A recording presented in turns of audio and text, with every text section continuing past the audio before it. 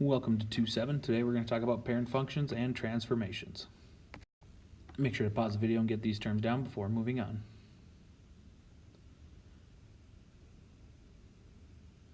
Our first term is called family of graphs, and that's a group of graphs that display one or more similar characteristics. In that family, we've got what's called a parent graph or a parent function, and that's the simplest form in each family of graphs. We have a constant function. That's an equation in the form of f of x equals a, where a is just any number with the domain of all reals, and the range is only one number. It's that a value from the equation. The graph is a horizontal line at y equals a. We have the identity function. It's an equation in the form of f of x equals x, and all of the points in the identity function have the same x and y coordinates, so it's a, so 1, 1, 2, 2, -3, -3, so on and so forth. It's the parent function of most linear functions, domain and range, all real numbers. Quadratic function is an equation in the form of f of x equals ax squared plus bx plus c. The most basic form of that is f of x equals x squared. The domain is all reals, and the range kind of varies depending on a, b, and c. Some more vocab terms, so go ahead and pause before moving on.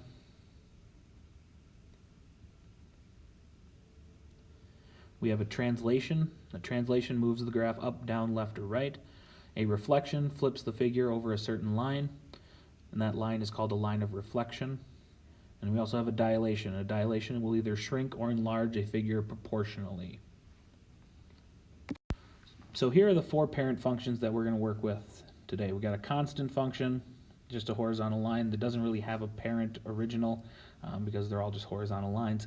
We have a linear function, looks like that. We got the absolute value, y is equal to the absolute value of x. And we've got the quadratic, y is equal to x squared. So make sure you have all of these somewhere before moving on. So the first thing we're going to do is we're going to identify what type of function just based off of the shape of the graph. Here's our first example. You'll notice that the line on the graph has a V shape to it. That tells us that it is an absolute value equation.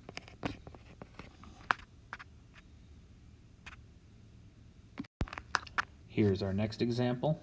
You'll notice that the graph is a horizontal line, which means that it is a constant function. Here we've got a U-shaped graph, is what we would call a parabola, which would tell us that this is a quadratic.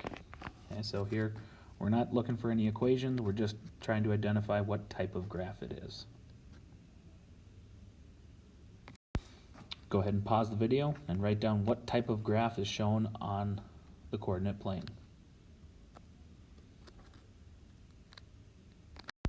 Straight line, not horizontal, tells you that it is a linear graph.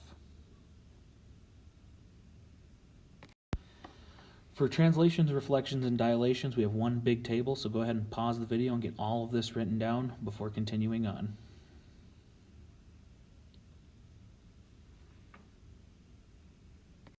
So on the top here, we've got translations. The top four are translations. If we have our equation, our f of x, and we just add some number d onto the end of it, that is going to move the graph up however far that we put in there. So if we add 5, it's going to move it up 5. Same thing if we subtract at the end, it's just going to move it down that far. So -5 at the end, we would move it down 5. If we add directly to the x's in the equation, it's going to move it left. If we subtract directly to the x's, it's going to move it right. If we flip all of the signs of every term, that's going to reflect it over the x-axis. If we only change the signs of the x terms, it's going to reflect it over the y-axis. If we multiply the whole equation by a certain value a, it's either going to be a stretch or a compress. It's a stretch if we multiply it by something where we take the absolute value and we get something that's greater than 1. That should say 1 there. And it would be a compress if it was anything between 0 and 1. That's vertically. If we multiply just the x's, okay, it'll be the same thing. Okay, if we multiply the x's by something greater than 1, that's going to be a horizontal compression. If we multiply it something by between 0 and 1, it's going to be a horizontal stretch. So next we're going to describe and graph translation. So on the graph I've got the parent function for absolute value y equals x drawn, or absolute value of x drawn. The equation that we're given is y is equal to the absolute value of x plus 2. So we need to describe the translation that's going on. So if you can see, we're adding 2 outside of the absolute value. That means we're going to shift it up 2 units. Okay, so how we would graph that is you would take each point and we would move it up 2 spots. So our graph would become this right here. Okay, so that line in blue is going to be the graph for y is equal to the absolute value of x plus 2. Staying with the absolute value function, we've got the parent function again drawn in red, but now we're given the equation y is equal to the absolute value of x plus 3. So now you'll see we're adding inside of the absolute value. That means we're going to go to the left 3. So we're going to take all of the points and move it left 3. So it'll look like this. So everything got moved to the left 3 spots. So the absolute value of x plus 3 is going to be the graph in green. So here we're given the parent function y is equal to x squared. So go ahead and pause the video, describe the translation for y is equal to x squared minus 4 and graph it, and then hit play and see how you did.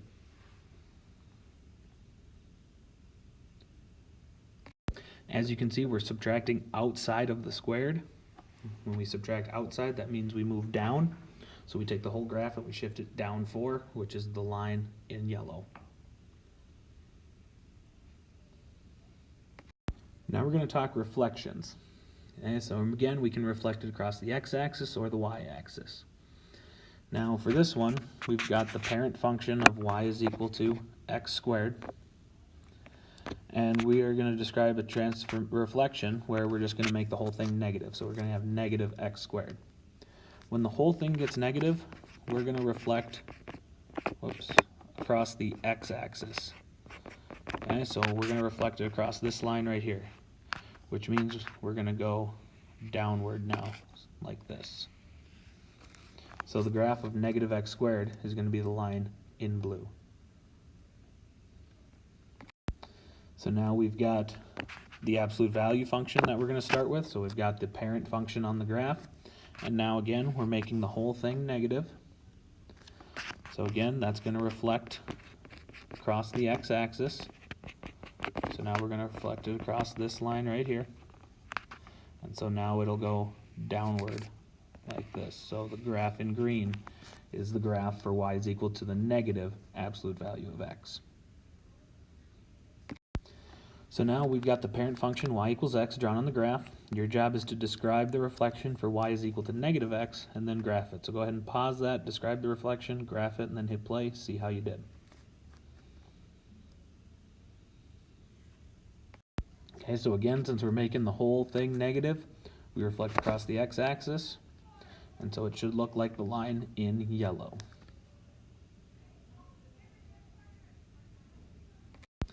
So now we're going to do dilations. To start out with, we've got the parent function of y equals x. We're going to describe the dilation of y is equal to 4x.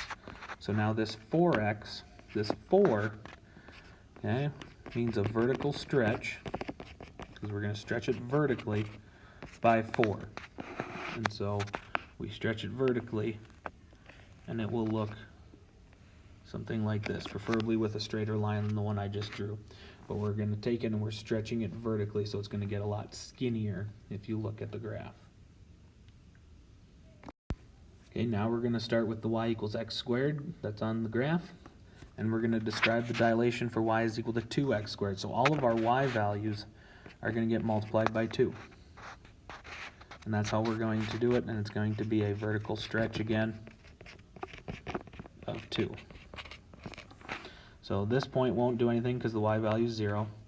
This point here was at 1, 1, so I multiply it by 2 and you get 1, 2. Same thing over here. And it's going to be a much skinnier graph because we're stretching it vertically. Okay, so our graph is going to look something like this. Okay, so now we're going to multiply inside of our operation. So we start with the absolute value of x, which is John on the graph. And now, you notice how we're multiplying the inside by a 1/3. Okay, so that means horizontal stretch of a third. Okay, so now all of my x values, we're going to do the opposite of multiplying by a third. So we're going to actually multiply by 3. And so it'll be a much wider graph, and it'll look like this. And I get that because this point is at 1, 1. Multiply my x values by 3, and I get the point 3, 1 and 3, 1 here. And so that is a horizontal stretch. So we're stretching it horizontally. Now we can do any of those combined into the same equation. So what we're going to do is we're going to take an equation, we're going to figure out the parent, and then we're going to figure out all of the transformations that are given there. So we've got 4 times x plus 2.5 squared minus 25. You'll notice my variable x is being squared. So my parent is x squared. And then I can just go right on down the line. Okay, so I'm adding 2.5 inside of the square.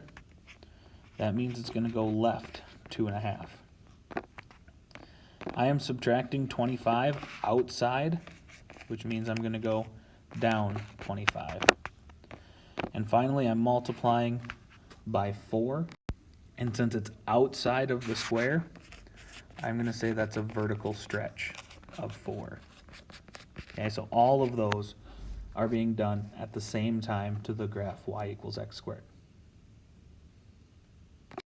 Go ahead and pause the video. Find the parent function and the transformations for the following equation, 5/9 times x minus 32, and then hit play, see how you did.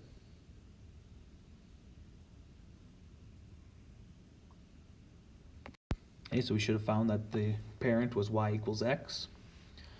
The minus 32 inside the parentheses means we're going to go to the right 32, and then the 5/9 on the outside means a vertical stretch of 5/9.